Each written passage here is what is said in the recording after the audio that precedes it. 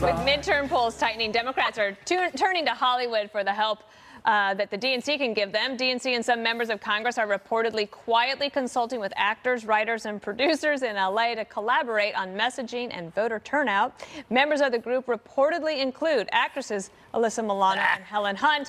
And an update to a story we told you about yesterday. President Trump responding to attacks from actor Robert De Niro by writing on Twitter. Robert De Niro, a very low IQ individual, has received too many shots to the head by real boxers in movies. I watched him last night and truly believe he may be punch drunk. I guess he doesn't realize the economy is the best it's ever been, with employment being at an all-time high and many companies pouring back into our country. Wake up, Punchy. This should be a segment in and of itself. You reading Trump's tweets. Me reading Trump's tweets. So it's so Dana-like. I actually really like it. Yeah, I find myself like talking that way normally, or like tweeting that way. You don't talk just for that fun. way. Yes, absolutely, it's fun. Anyway, the art of the Democrats turning back to Hollywood. I think it's a great idea. Get your political messaging from Alyssa Milano, who spends 90% of her time on Twitter belittling anyone who isn't like her. She is in an emotional frenzy since 2016.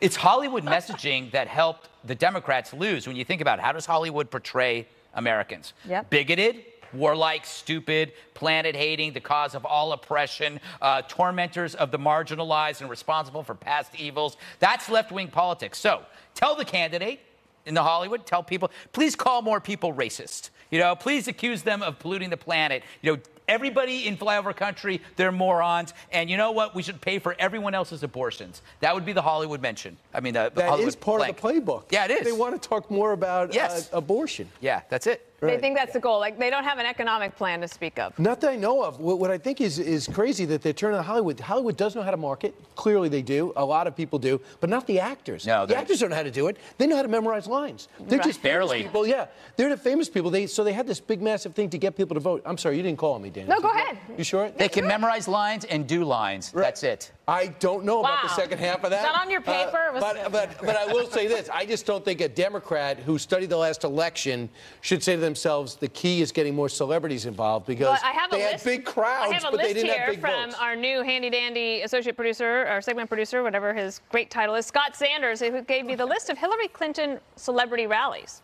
There's 3 pages of them, Juan, and it didn't really help. No. Why do you say that? Well, she lost. Oh, no, she won the popular vote. Doesn't matter. That's how we keep score. No, I think that I hear you. Your point is I mean, there's one that president. these folks are famous. He wasn't in Singapore. They're famous, they're in movies, and so they get a lot of attention. They have fans, and especially, I might add, among young people and millennials who respond in that way. But, you know, I think the hard news of your point in this discussion is about what is the Democratic messaging? What are they going to Hollywood for? What is it that they think could be effective, both in the midterms and going toward 2020? And this morning, in the editorial pages of the 2 big papers, the Wall Street Journal, New York Times, both editorials were about health care and about the decision made by the Trump administration to go to not defend the Affordable Health Care Act that's being sued by several states in court, and sort of try to let it wither on the vine. The Wall Street Journal says, well, you know, this was withering on its own anyway.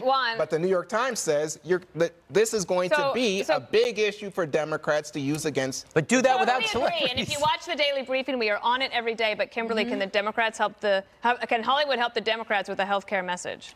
Just for a big loss in the column, because that's so far the playbook. It results in the same, thing time after time. It did not work for Hillary Clinton. It's not going to work for them again. I'm praying, please rely on Hollywood. They're so cool. Yeah, it's not going to go anywhere for them. Nobody even relates to them. And this is so ironic and hypocritical, because the Democrats are going to rely on Hollywood, and they make a living selling sex, drugs, violence in movies. Yeah, and this is the thing. But they're against all of these things. Okay, wait a second. How is that going to work? How is their messaging going to resonate? It didn't. It failed horribly with Hillary, who was still in a state of total shock, practically comatose, over the fact that she didn't win the election and she wasn't in Singapore. Do you know what? Instead of going to Wisconsin, she hung out with Katy Perry. Yeah. I mean, that's the message. You're Instead of going to Wisconsin, she hung out with Miley Cyrus, Ted Danson. October 22nd. They count for each.